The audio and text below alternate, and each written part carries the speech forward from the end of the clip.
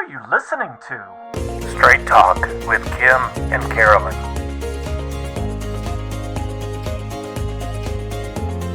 Welcome to Straight Talk with Kim and Carolyn. I'm Kim, and I'm Kurk Evans. that is not Carolyn. That's right. Okay. I'm sitting in for Carolyn today. Yeah, we have Kurk Evans, Kurk with a U, Kurk Evans sitting in for Carolyn tonight because Carolyn is going to be our guest in this show tonight. We are going to have our Salt Lake County Republican nominees for a good handful of offices. And You didn't tell me this was a Republican thing. well, what Crap. would it be if I'm on this show? Oh, okay. Wow. Let's do it. All righty. So we are going to have Carolyn Phippen, who is running for House 46 and challenging an incumbent. And who else do we have? Kim DelGrosso. And Sheldon. Mr. Sheldon. Sheldon something. Sheldon. You're going to get to know Sheldon really, really well tonight, and we'll have Kurk Evans introduce him when we get there. So right now we have Carolyn Phippen. Welcome. Hi there. Nice to join you guys tonight. I've never been on this side of the camera. Yeah, which Microphone, side? Which whatever. side is scarier? Yeah, I think this one is actually. Being the guest instead of those. Okay, Yeah. so so Carolyn, we've mentioned this in previous podcasts that this really wasn't in your plans. It was a little bit spontaneous. Just a couple days before filing period, you made up your mind to jump in this race and tell us about it. Tell us why you decided to run, and tell us what sets you apart from the person you're challenging.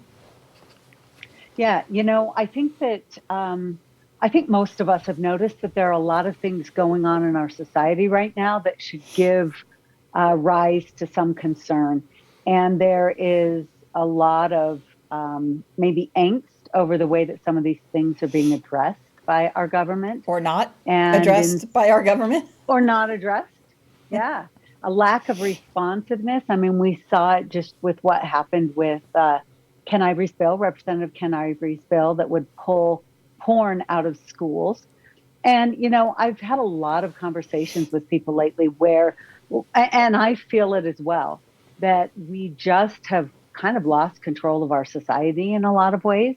And we are being ruled and governed without as much freedom as we once thought we had, and the ability to kind of chart our own course for ourselves and our families, our children, because there is so much government overreach into every aspect of our lives in ways that oftentimes is, meant to be helpful, but ultimately that kind of help hurts more than it helps in the long term.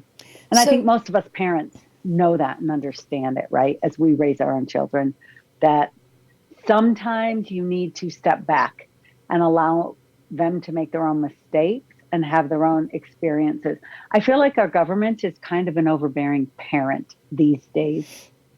Well, but parents love their kids, and so that's where the metaphor ends, because this government doesn't love its people frequently. And no government ought to be expected to love its people, right? Right. That isn't the purpose of government. If you need that, you're going to have to just go find a partner or a child or a parent. I'm sorry. And speaking of government loving its citizens, will you get the highly encouraged and coerced and shamed monkeypox vaccination when it becomes available very soon?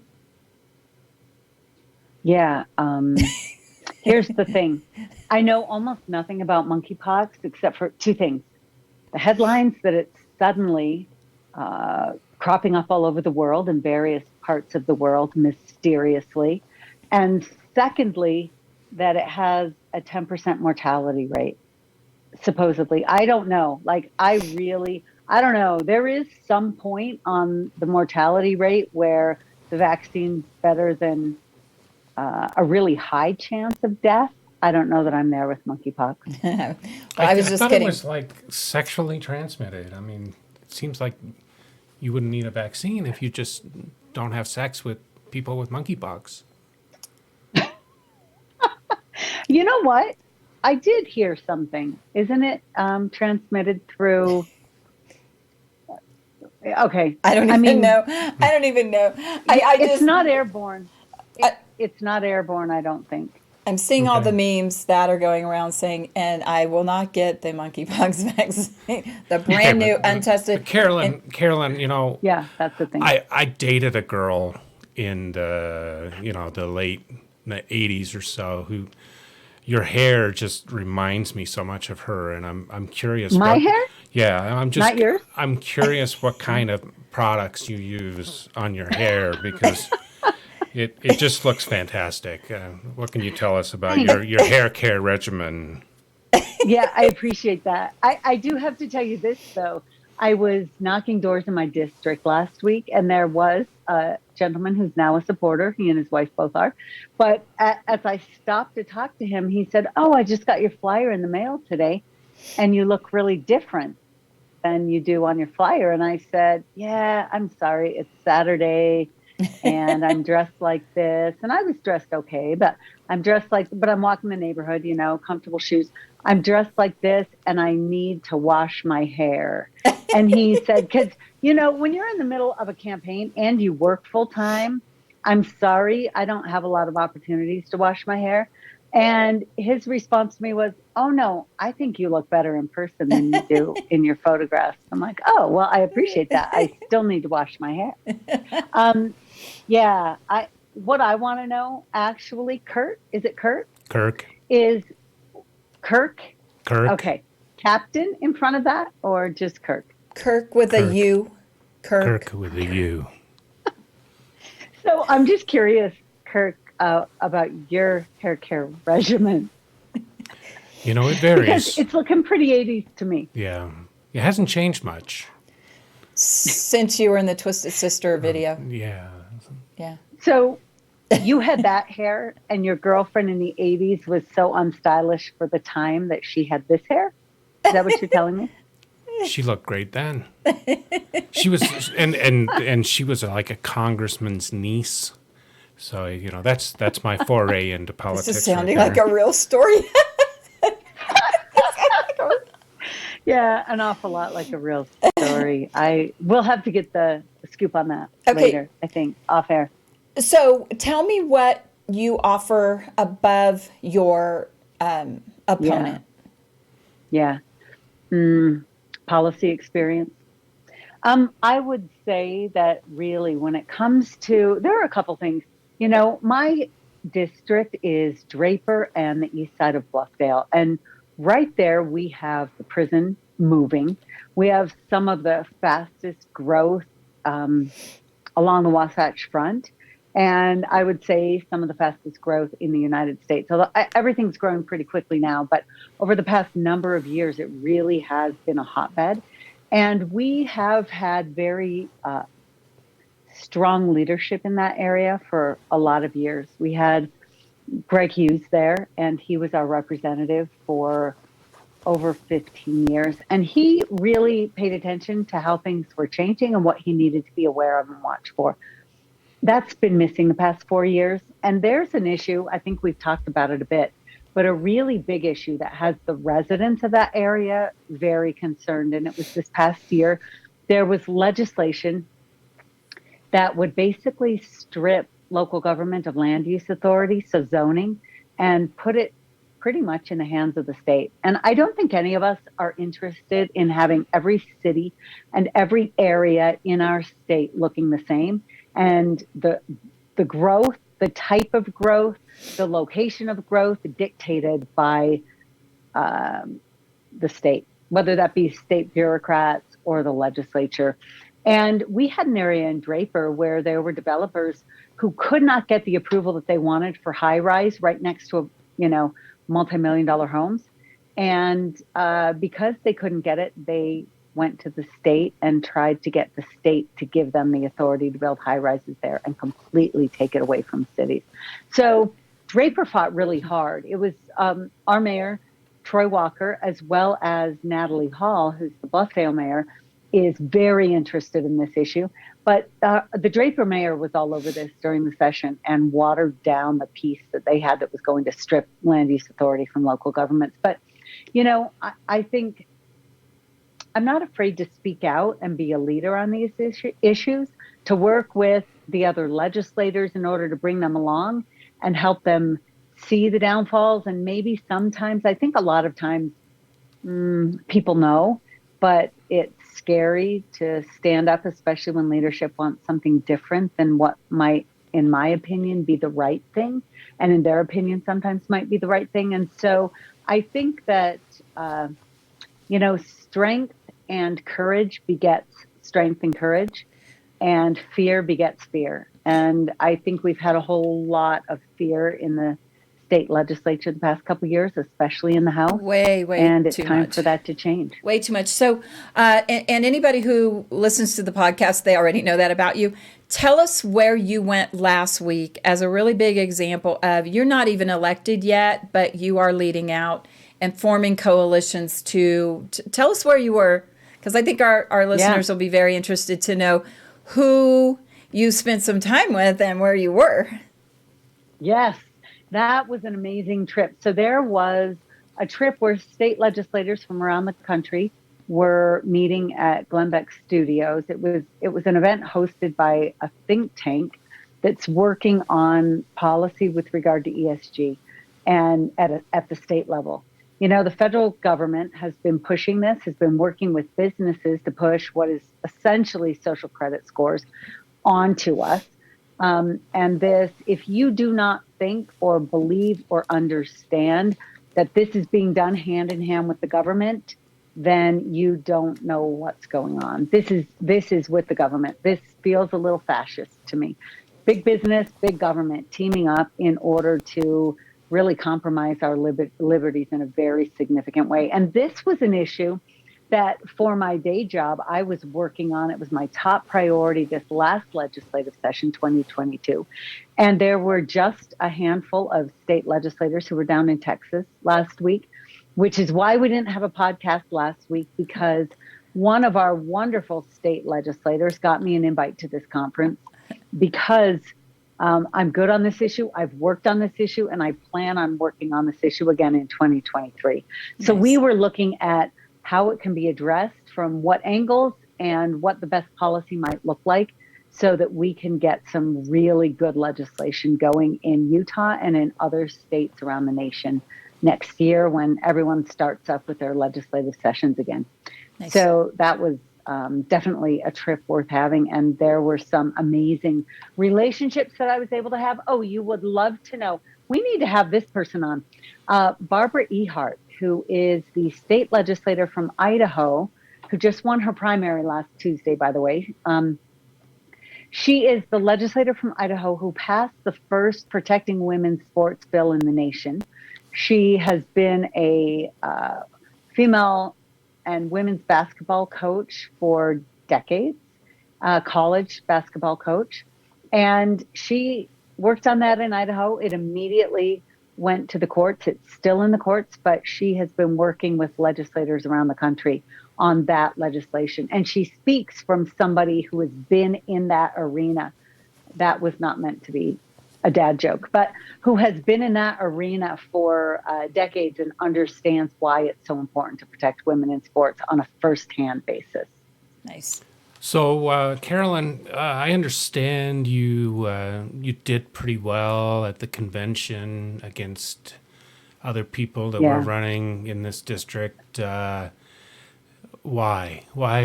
I have another question too, but why do you think you did so well? What were the delegates impressed by that they gave you almost more 70%, right? What was your?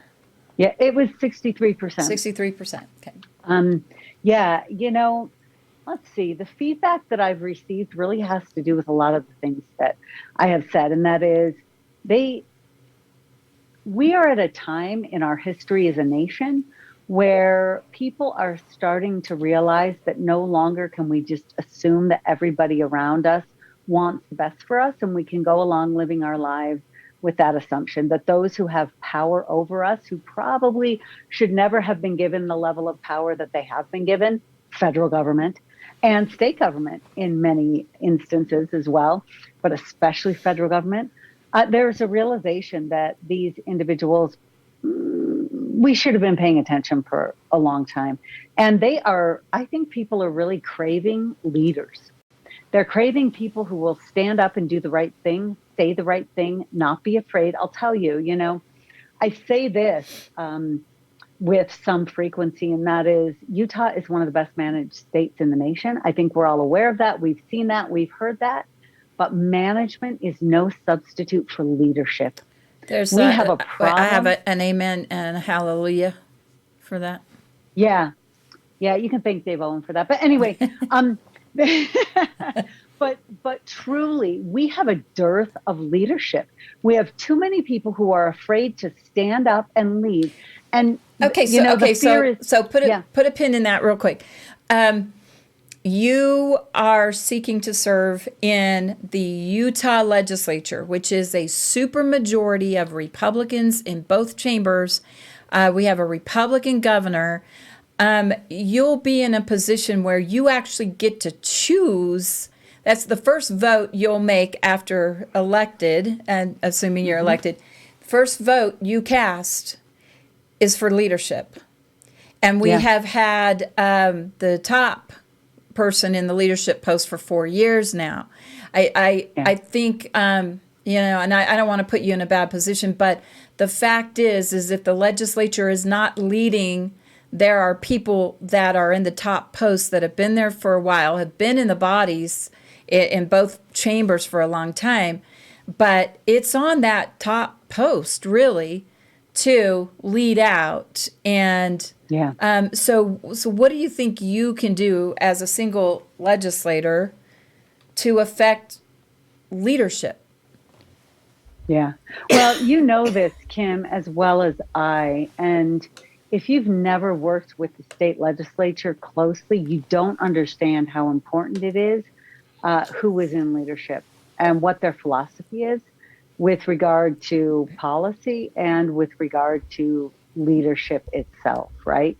What that looks like, how they lead, if they lead through persuasion or if they lead through force. I remember Hughes used to always say when I worked for him that, he wanted good information to drive good decisions, but he was not going to force people into a corner. He was going to inform and inform and inform and do everything he could to make sure that the best information, oftentimes provided by me, by the way, the best information was driving the decisions and the outcomes that he felt were correct, but they were based on good information.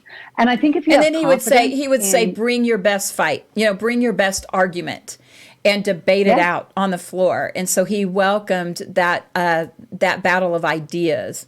And I think that's been missing for a couple years. We've seen very visible and very evident moves to quash conversation, to divide the Republicans in the floor, or in the Utah House, kind of keep people split up, kind of keeping the citizens quiet. And we saw some really awful displays of that this last legislative session. Kurt's been watching a lot of that and knows some of the people who were affected by that. So we've really seen. You have Foz Moose saying, we got to wrap this up. Foz Moose saying we got to wrap this up. Are you hallucinating, Kirk, or did Foz Moose? No, Foz Moose giving us a signal over there that we need to wrap this up. Well, but I had one more question though. Back in 1987 or so, David Coverdale and Whitesnake made this video, and Coverdale's girlfriend was dancing on the car. Do you think you would ever do something like that for your campaign?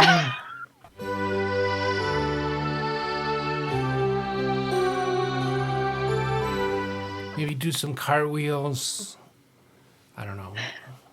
Wow, that is probably the most interesting question I've received so far on the campaign trail. And I would have to say, no. Okay. No. But it's tempting. Yeah, it is. Here's the thing about being in this public realm as a potential public figure. You do have to kind of rein it in a little, like pull back. My normal self, I'd be all over that, Kirk. But I feel like it wouldn't be, befitting the office that I'm running for. So, yeah, becoming. Thank you. Yeah. Okay. Fair so enough. I'll pass this time. So where can people find you? What are your coordinates? Yeah. So CarolynForUtahHouse.com. You can find me on Facebook. I think that's Carolyn for Utah House. And, if you are in Draper or Bluffdale, I'm around there. You can go to my website. You can find the events page. And also, if you're interested in hosting an event, please let me know. If you are interested in working on volunteering on the campaign, we have lots to do, especially in the next couple weeks. Ballots go out the 7th of June and primary day is the 28th, but we are really ramping up to the 7th and we'll just keep on working for the next couple weeks, pushing it really hard. There is no primary. There is no general in this race. So it's done in the end of June, either way. Okay, so let's reiterate, make it clear that Carolyn is the official Republican Party nominee. Oh yeah. For this seat. Because she won the convention. She won the convention. She won it handily, and but there's a primary because somebody. By the way, I just want to say it because the other guy bought signatures, but not only that, he has received, I think, probably the largest donation of anybody I've ever seen in the regular class of legislators. So not the speaker. Speaker and presidents will see this kind of money, but he got the biggest donation I've ever seen from an education establishment elite PAC that, they're basically the people that want to make sure that parents don't interfere with their children's education.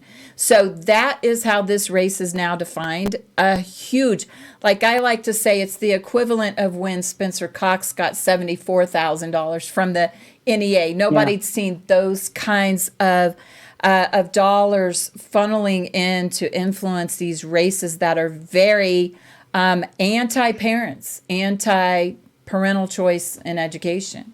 And, So- I bet he can't fill a pair of red leather pants like Carolyn Phippen. So Or let's vote the right person in this time. Thanks, Carolyn. Thanks, Kurt. I appreciate that. And I don't own red leather pants, but Nobody thanks should. for thinking Although, I I know pull a that guy. out. Now, I did I know have a guy. a boyfriend in high school that it was back when, remember parachute pants and spandex. He was also in a band, Cool. That's just awesome. cool cover tunes, mostly Journey, Thanks. Foreigner. Thanks for having me on, guys. I appreciate it. All righty, good luck in your race. Thanks. Bye-bye. She's sweet. She's Red leather sweet. pants. I love it. Oh my gosh. Okay, so we are now joined with, I made it back. I am that in was my so seat. fast. I kicked out Kirk. Yeah, And, good thing. yeah. But about 5 minutes too late. Yeah. Kirk, he's a little socially and culturally different than I am. Mushrooms. Yeah, it's something that maybe was legalized recently. I'm not sure. Well, but it was only legalized for medicinal purposes in Utah. Let's Yeah. be clear. But anyway, we now are going to bring on Sheldon Stewart, who is running for Salt Lake County Council. And he also, our theme tonight is those, the party candidates, the party nominees. Sheldon also won at convention. What was your, what did your numbers look like at convention, Sheldon? So actually gained 74% of the delegate vote. That was a squeaker, That man. is That's like phenomenal. Yeah. I mean, I Yeah. had 63 and you're making me jealous. Whatever. But so yeah, you must have done well in your campaigning and really been out there talking to people. And Yeah, you were heavily recruited in the first place, you know? I mean, people really sought you out and pushed you to do this for lots of great reasons, and then you captured that vote. So what set you apart? Well, I mean, I think there's a couple different things that set me apart. The biggest one I would say is this is my community. You know, at 2 weeks old, my parents moved me to West Jordan. And then at 5 years old, I moved to Riverton and graduated from Bingham High. I work my current daytime job. As everybody knows, as politicians, we don't have full-time jobs as politicians. So my full-time job, I work in South Jordan, and in my evening, I'm a Riverton City Council member. And so I have a lot of connections in all the communities that this area represents. And I think that's really what helped me do well is I've connected with actually not just the delegates, but I connected with their families. You know, that's something that's been big for me my entire life. You know, a lot of people, if you're in the Southwest, you know about Peterson's Food Town. And that was the local grocery store that I worked at all through high school. Oh, nice. Nice. My goal was I didn't let anybody not get their bags taken out by me unless they absolutely refused it, because I love to talk to people. So that was kind of my thing. And that's my theme in life is I love to talk to people. So I have a question for you. So if you win this race, then you would have to serve on the Salt Lake County Council. And, you know, what about that? So here's the thing is I think there's some necessary evils in life, if you want to call it that, right? I don't think it's a necessary evil, but it's, you know, one thing I do enjoy is I love working to improve, right? I love to improve things in life. And in Riverton, you know, as I got on the city council there, one of the big things I wanted to do was drive strategic objectives. And as we got Mayor Staggs in there, as a council member, he and I aligned a lot. And maybe it's because we both went to Bingham. I don't know. But no offense to those that didn't go to Bingham. But, Yeah, that's our rival. Okay. were you West Jordan? Copper Hills. You were West Jordan. Well, I didn't go to Copper Hills, but my kids go to Copper Hills. And yeah. and Bingham's so a word we don't use in our family. Well, I did go to Bingham, and you know, one of the things though is I believed in strategic objectives, and that's one thing that I think the county's missing right now, is that we don't have a set of strategic objectives driving that council. And if we could just say, hey, here are the 4 priorities as even just Republicans on the council that we're going to achieve or that we're attempting to achieve, and putting initiatives underneath that, I think we'd accomplish a lot more. I mean, you know, with the mask mandate, it seemed like we kind of bifurcated and got disconnected a little bit as members of the party. That was really difficult for me to watch. But in Riverton, we kind of bounced back from that too. If you saw us, we kind of responded. It almost sounded like Riverton was we were the offense to the defense, or the defense to the offense, right? In the whole mask mandate, the closing businesses in Salt Lake County, we came out and we said, hey, you're not going to close businesses in Riverton. You know, our mayor and our council, we stood up to those different things. And it seemed like we were kind of that voice that was speaking against, you know, Mayor Wilson and the others. And not saying that we don't try and negotiate, but we just felt like there was a lot of overstepping that happened there. Yeah, So, and I think negotiation is all great, but I don't think negotiating away our basic fundamental civil liberties is a good thing. yep. Yeah. Yeah, that's where we need to see some fight. Yeah, that is. So tell me, you know, how many of the council members are up this year, and what do you foresee? Do you have any idea what you think the council will look like after we get through November? Yeah, so I know for sure, I know of 3, or there's 4 that are up this year. I I don't follow the other ones too closely other than Richard Snellgrove and I know the Arlen Bradshaw race. But Richard Snellgrove, I mean, he's done a really good job of squeaking out some wins the last couple of years, but they've been really tight races. This year, I hope the red wave that everybody's predicting that we see will come, and that'll help Salt Lake County with a lot of the independents and even some of the, those blue dog Democrats, if you even want to call them, that'll flip and vote on the Republican side. So I see Richard Snellgrove pulling it out again, especially with this red wave coming. I'm not too sure about the Arlen Bradshaw race, and obviously I think Amy will end up winning her seat just because that's Amy, and we can see Amy win it. So I think we'll see the same makeup. I feel pretty confident about my race, but I don't want to be cocky about it because it is a hard race. But with my delegates and the number that I got at convention, I think that's a good representation. If you look at it, this district, District 5, is probably the most conservative district in the entire county council. Well, I think the Salt Lake County Council a couple years ago, 2 years ago, the Republicans achieved a supermajority on that council and have squandered that pathetically. Yep. Absolutely 2 years of lost opportunity. So we have the opportunity to retain at least a majority, likely that supermajority again. But to your point, no initiatives, no vision, even to the degree that members have folded and joined, Democrat initiatives. What in the world is going on in that council, and what can you do to And can I that? just say one thing before you answer that, Sheldon? There are those in our party who like to talk a lot about unity. But unity, as we saw in this council, almost always comes at the cost of, maybe this is strong, but betrayal of our conservative principles. Oh, no, that's exactly what so it's been. No unity among Republicans. That's not what they're looking for. They're looking for unity with people who hate what we stand for. Now back to Kim's question. How do you fix that, Sheldon? How do you fix the dysfunctional Republican caucus? And some of the members really over the last years have not even wanted to caucus and plan as Republicans.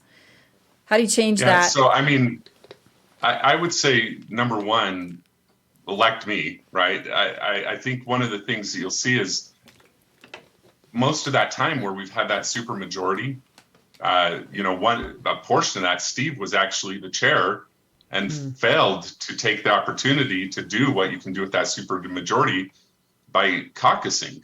We had opportunities where we could at least caucus and sit down and talk about what needed to happen. As I watched some of those meetings, I'm like, step away, everybody. Let's regroup. We didn't take those moments. And so right in front of the public, we're fracturing and we're falling apart.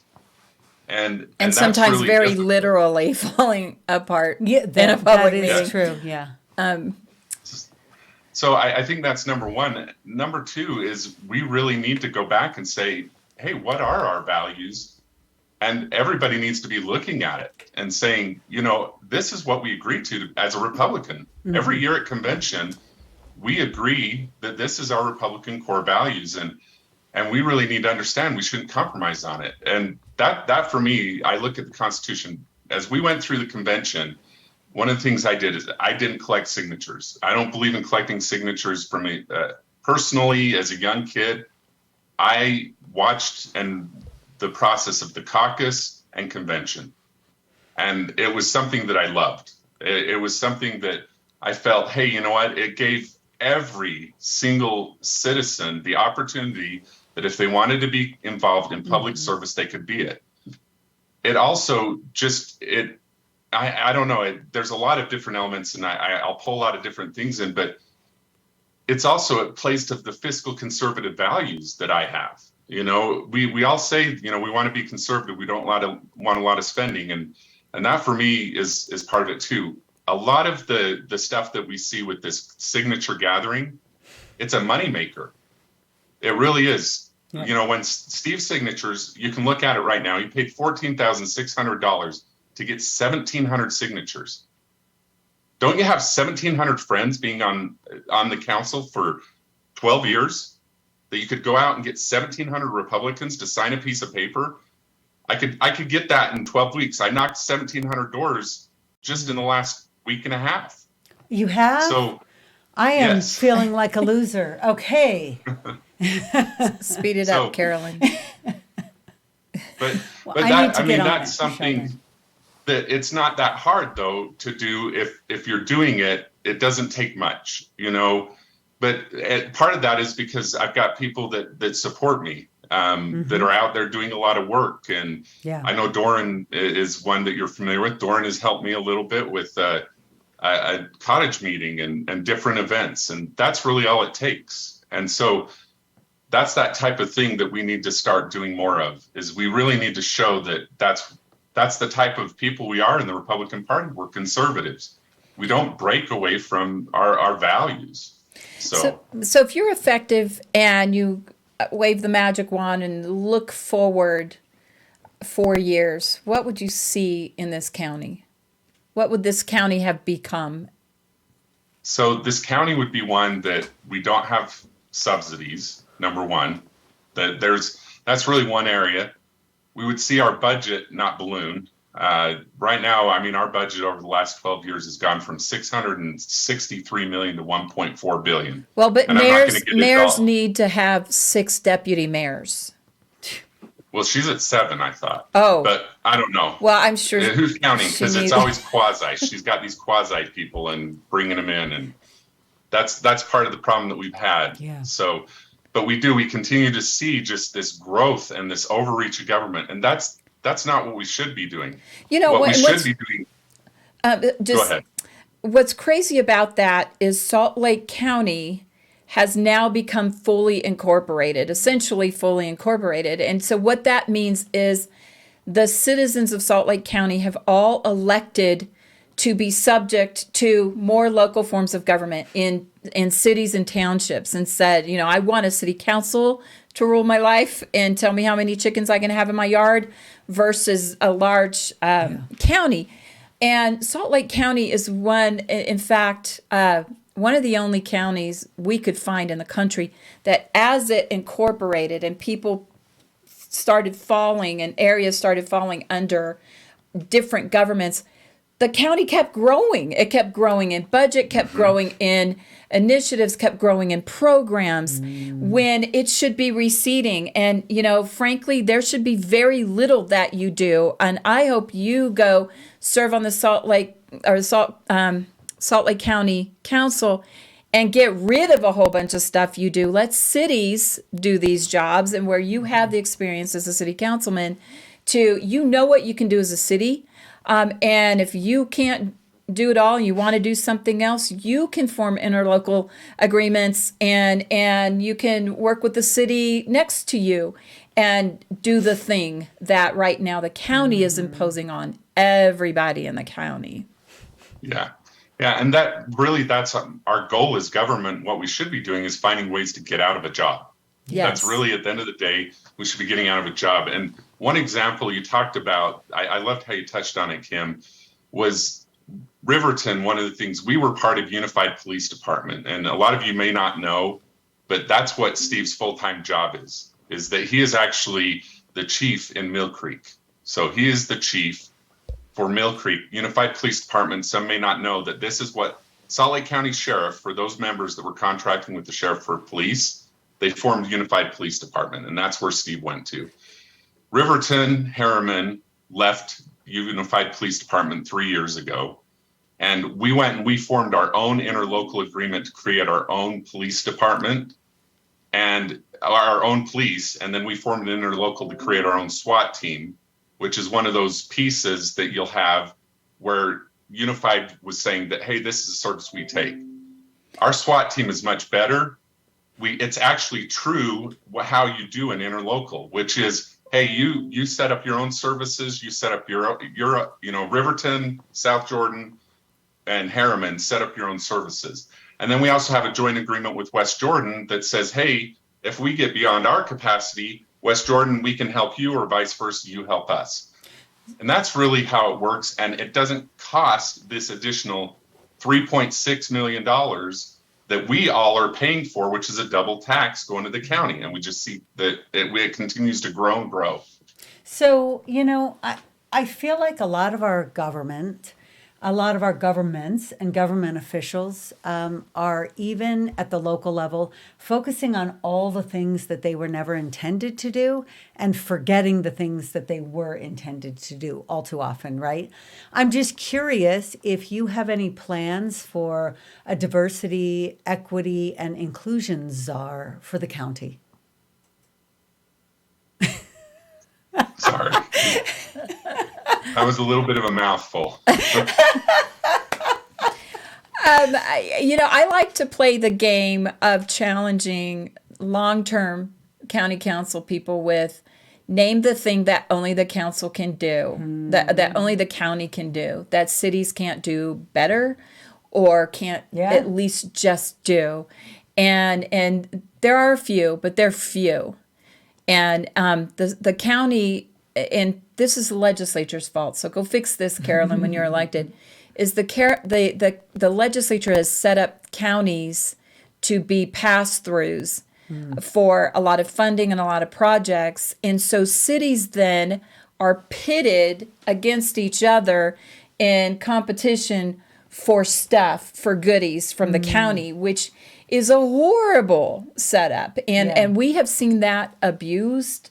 And I mean, for years, maybe decades, where, you've got cities that are haves and have-nots based on what the county passes on. So horrible system. I would love to see the county completely removed from a lot of things that they should not be the arbiter and Santa Claus for so many things, but the legislature's put them in that position. So you've seen that, Stewart, or Sheldon, as a councilman. Yes. I'm sure you've seen that, you're fighting against Sandy, or you're fighting against Draper, or, you're competing for goodies. And that just should not be, especially when you've got Republican majority cities and you're having to deal with a Democratic run council or a county government in the executive branch. And so just a horrible way we've set this up. Yeah, well, we see it with like the TRCC and which is the tourism and kind of the whole convention, that type of stuff. With the ZAP tax, you see the same thing. We're always fighting for those different dollars. One area you just mentioned too, that you say, hey, try and find that one area in the county. The county health department, I used to say that even shouldn't be. So when I first got on the council, I remember, I think it was right before I got on the council, they voted to still continue to use the county as their health department. And then there was a bill that was passed at the legislature that ended up saying, hey, this is the way it's going to go. Counties and tri-county health departments will now be the health department. So no longer did cities pass a resolution to make the county their health department. I think, that's that point where we've seen that, like you were saying, Kim, where we've actually shifted and we've had legislation that has shifted and made the county that kind of controller or gatekeeper of the money.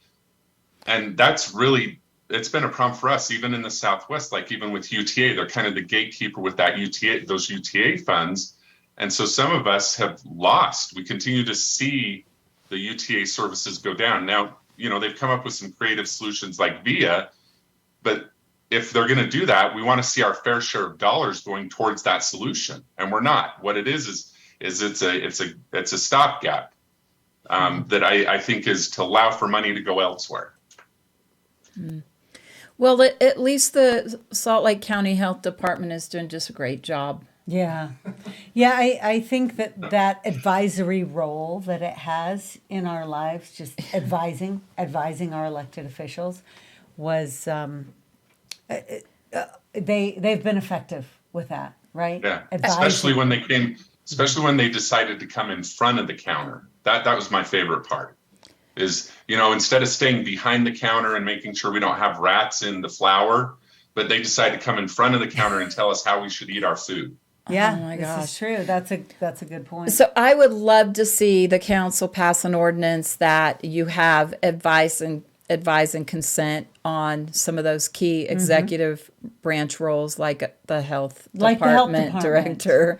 Yeah. Oh my gosh, because that wasn't a disaster enough at the state. But Yeah. we got that in the county. Well, I'm just hoping that some of these things that have occurred over the last couple of years have made a lot of us wiser to the power that we, the people, and many of our elected officials have chosen over time to just allow to be taken or to be given away.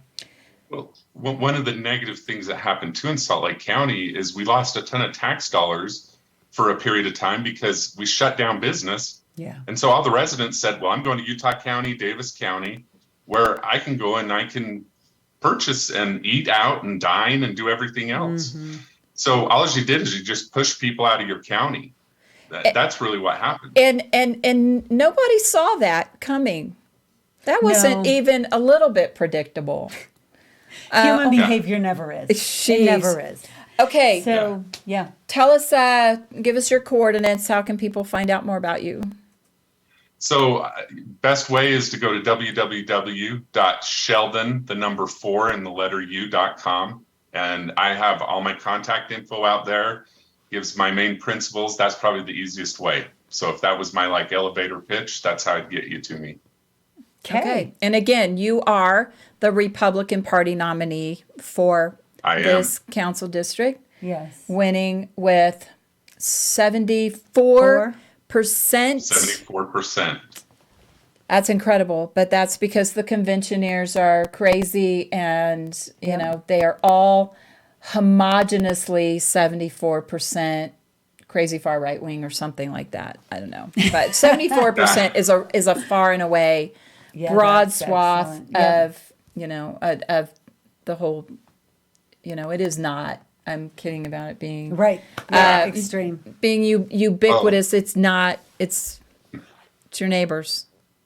Yeah, well, here's the thing. Interviewing and talking and meeting with them at delegate meetings, there's all types. And you have everybody that has their own different interests.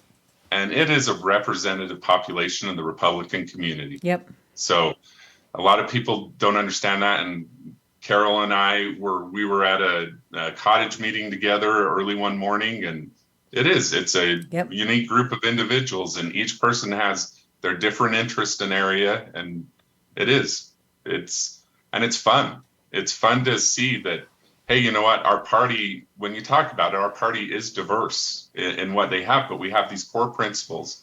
We have a belief in God and the right to freedom and religion. We have a belief in the right to protect ourselves and freedom of speech, and doing that for everybody. Mm-hmm. And that's what I think a lot of people don't understand is we're not exclusionary. Right. We're doing it for everybody. Yep. It's true. So, and those are the principles upon which this nation was founded, some of them. Yep. Thank you.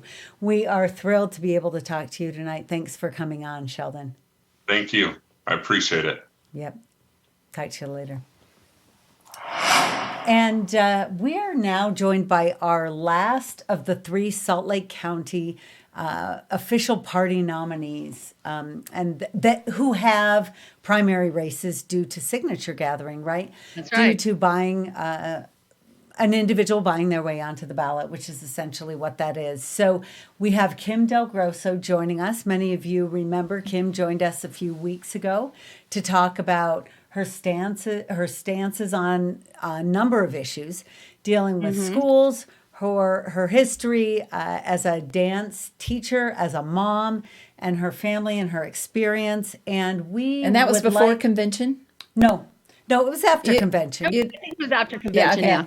Okay. But now, there is a big push by the Salt Lake County Party to make sure that those candidates who are still in a primary because of signature gathering, but who are the official party nominees and came out ahead at convention, that we have the proper support that we need. And we wanted to make sure that those people who listen to us are aware of who those candidates are, Who are those Thank who you. truly represent the party? And who doesn't have to shower that ickiness off every night for having bought their way onto a Bought their way ballot. onto the ballot. Like, I mean, just inherently buying your way onto a ballot. That is Yeah. so un-American and so And icky. Can I say something too? So last week I was down in Texas with other state legislators or state legislators from other states. And one of them is from Texas himself. And we were talking about the cost of elections, right? We can do it for almost nothing in this Right. state compared Right. to what it costs in other states. Oh, Right? right. My house, see, if you raise $40,000, I That's a mean, lot, yeah. the individual I'm running against normally raises about $20,000. He does have $15,000 this year from the education establishment because I'm running against him.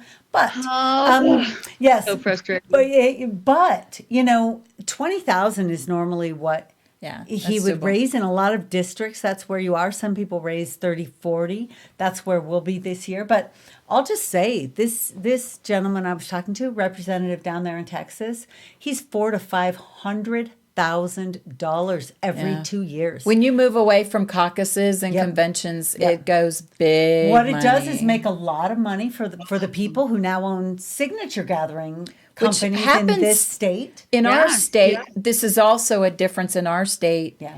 Is they can also be lobbyists. Correct. So in Yeah. most states, They that's a are conflict of lobbyists, yeah. interest. So you know, if you're a signature gathering company and you're getting people on the ballots and doing petition drives, you're not also turning around being the lobbyist. That's and right. And oftentimes choosing who you're going to gather signatures for based on who will do your bidding, in the right. legislature. So it really it has the potential to be quite corrosive. I'll just say that, to be corrosive. And Kim probably just wishes there was any money in her race at all. Yeah, that's because right. School board. State board races Yes. are so hard to raise money for. Okay, so And the Talk funny to thing is that once I was put in the primary, they sat me down because they knew if they told me this, if I was standing up, I'd fall over. But they said it's going to cost $50,000 to $60,000. And I couldn't even imagine what you would buy for that. Like you could buy like a big billboard or something forever, bigger than anyone. But it is quite expensive with the flyers, and my district is so huge. So I don't think that they were kidding me. I'm finding that out. But I will tell you this, I have been very blessed. Right down to the hour when I would be thinking, okay, what can I cash in? What can I do? How many more hours can I work? My husband's already gone back to work. There would be a check. I would open up my account and there would be some money in my account, or I would go to the mail. And I literally have to tell you, this has been an experience of small miracles because I'm not being crazy over this. I honestly have to admit it because it's what I'm experiencing. And there's been some very generous people and still I'm probably 30,000 behind, but as of today, I was able to pay most of my bills, but not the mailing thing. So it's a funny thing. It's a funny thing, but I'm loving it. And I finally felt the love and support. And I don't mean this in a bad way, but Thursday night made me feel so good about the party. okay, Thursday night, brought- let's share what that was. That was the Salt Lake County Republican Party leadership, precinct chairs and delegates all gathered Thursday night to hear you. Right. Yes. And it was only the Salt Lake end of my district. So it's just Harriman, Bluffdale, and Draper. They were so supportive. It was so fabulous. They let me put up a booth. They brought us all into this audience. We were like-minded. They brought me up and let me explain my situation to them.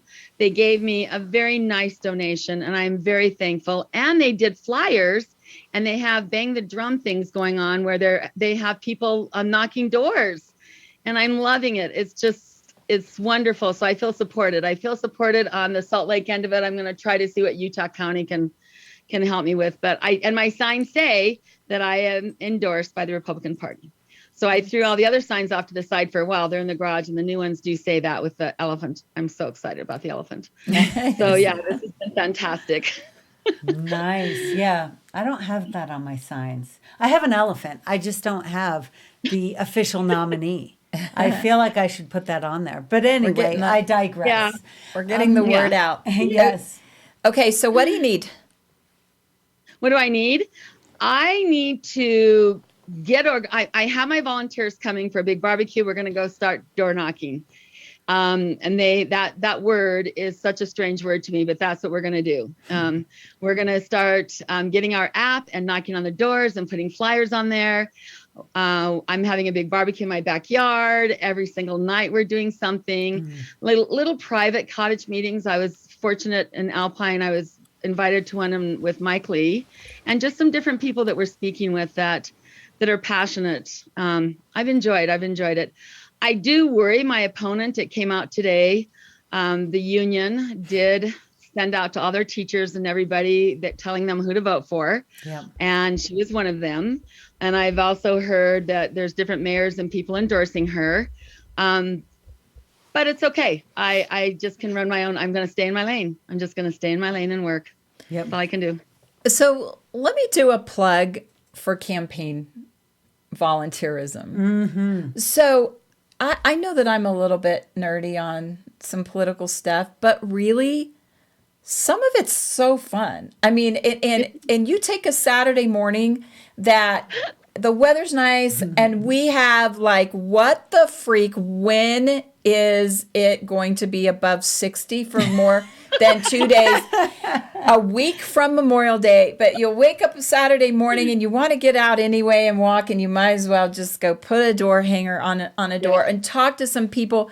But I'll tell you what, like one of my family's favorite things, okay, this is like super nerdy, but my kids grew up with sign runs. Like it's a thing. Love it. Sign runs. And there's like a ritual. We go to Maverick and everybody gets to like go get whatever you want and get your big giant whatever drink, and they pile the car with their friends, and we go out at 10 o'clock. Like we wait till it's 10 dark. at night. 10 not at night. in the morning. 10 Yeah. o'clock. Yeah. And we go out and whatever tunes they have playing, and it is a thing, and you're on radios or you're just on cell phones with another car, and you're finding places and you're putting up signs and pounding in these signs, and it's a little ninja like. So like my kids feel like, okay, they're a little bit like Spy World. Yeah. And they have recruited their friends over years to do so many campaigns to just have fun with it. And then it's given us the opportunity to talk to our kids about why it's important. But for them, it's just fun. And I'll never forget when the night I kind of told the kids and asked their permission. And at the time I had like a couple elementary, junior high, and high school or two. And I said, Mom is thinking about running for the state legislature. And two of my kids immediately said, can we go put out signs tonight? And I'm like, oh, well, honey, there's a few more steps before we get to sign. But they're like, but will we get to go put signs out? So anyway, I am putting in a plug for the people out there that if you've never worked on a campaign before, give some time to these candidates. That it's really fun, especially if you kind of start with a barbecue and then head out to the neighborhood or whatever, however you do it. Yeah. But it's fun to kind of congregate at, and make phone calls and sometimes you're goofing off a little bit more than you're making phone calls. But there are some phone calls that happen, and all of that is like campaign culture that is so fun. Yeah. So that's my plug for help these candidates that, like Carolyn and Kim and Sheldon, who can really, there are candidates for the party, and they need your help. They need your help. And you don't have to do that much. And it is fun. Yeah, it's so much fun. It's so much fun. I didn't even know it. I don't even know what I'll do when it's over. I don't even know how to say that, but the campaign has brought such rich friendships into my life and such beautiful people. Like even you guys, I find you fascinating. I find you interesting and role models. And it's really fun. It really is. And fun. I just hope I win. But I won't regret it ever. Yeah. I won't regret it ever. It's been great. I know at the convention I had my grandson there, and this gentleman came up to me and said that my grandson had given him 7 of the same flyers. He's like, I got to show you, your grandson's fantastic. He's come up to me 7 times. But it really is a beautiful memory. And that's a beautiful memory for your family. They will always treasure that. And that's how we are. We're just I smile a lot. I'm smiling more and more. It's great. So do please, and especially your race, especially these state board races, are very hard to fundraise for. Yeah. So anybody listening to this, please even just, I think in terms of a yard sign costs about $3. Give them $3 for a yard sign, or better yet, give them $2.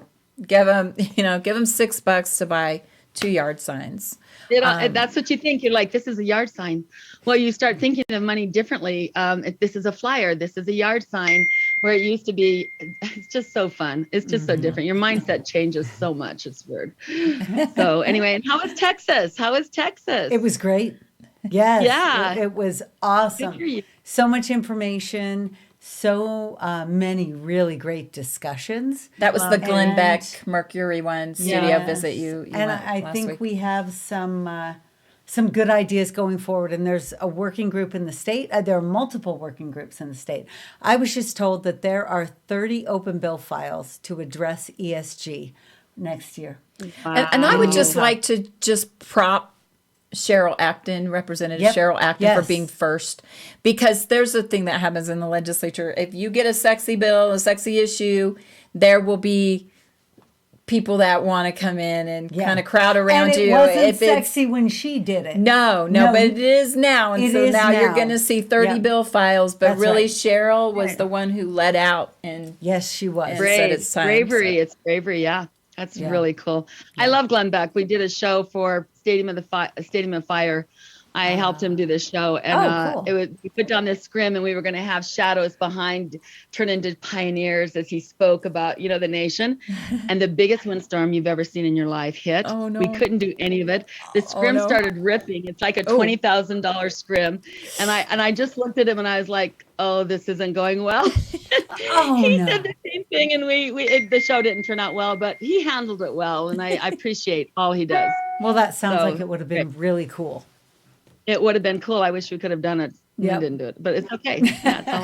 Yes. Well, thank you so much for joining us. Where can people find more information out about you, Kim?